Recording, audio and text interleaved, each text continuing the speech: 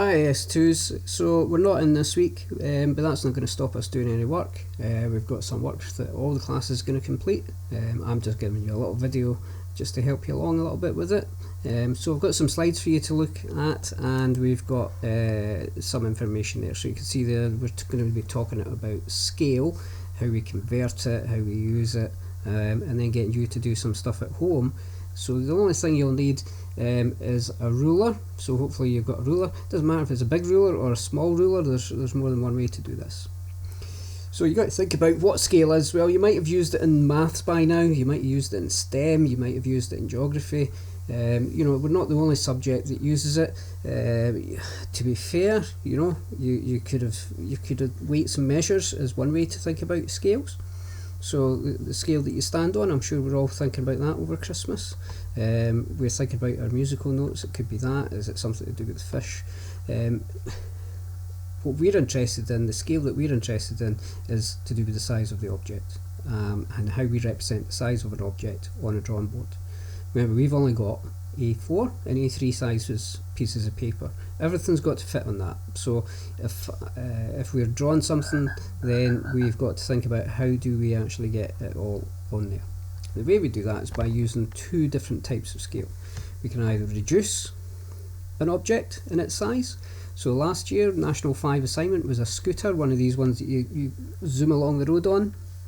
So obviously we couldn't draw that on the computer as a real life size object, so we needed to actually scale it down. So we had to scale some of the objects to get them to fit onto the pieces of paper. So we are reducing the size of the actual real life object by a factor to fit it on the paper. And you see that the way that normally, if I'm standing at the board by now, there's different ways to represent a scale. The way it's done on the worksheet here is a notation where we are saying 1:2. So that's like that would represent half size. I sometimes use fractions for this because it's kind of easy to represent as well using a fraction. To me that says half the actual size.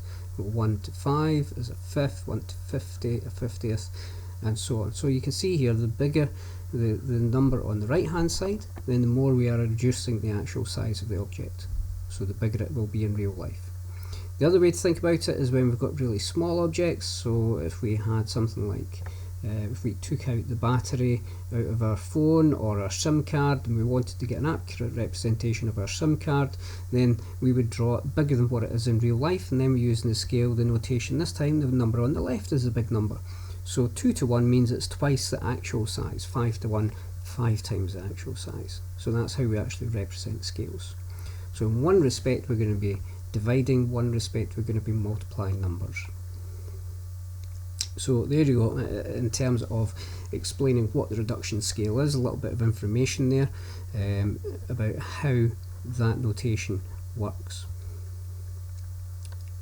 And again, similarly, if we're looking at making something bigger, so if the drawing itself is 2mm on the actual page itself, then in the real world it is 1mm in actual real life. So we just have to think about this as we are working through.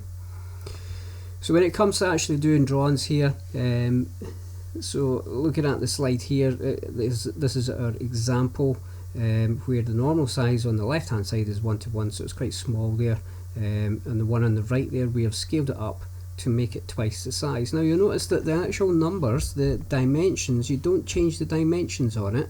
The dimensions is still physically telling us what the actual size of the part is, but the actual drawing itself has been drawn twice the actual size.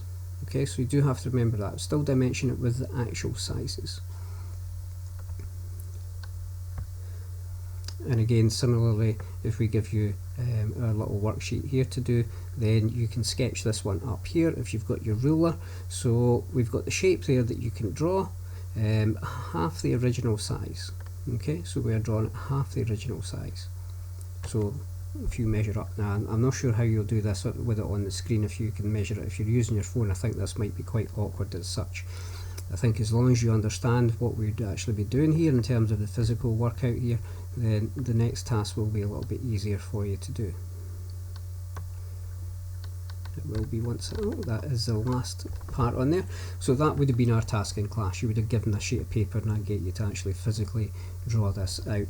So the second thing that we've actually got for you, if I just come out of that just now, we have this worksheet here for you. So I'll just pop this on. So we have a worksheet here for you. We've got a little example here again just telling us about how scale works. So we're going to get you to measure some stuff in real life in your house.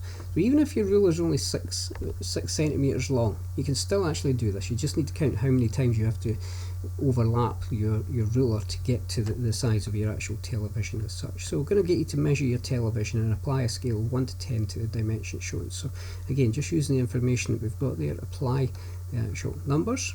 So it gives us the actual real life size, the application of the scale, your final answers.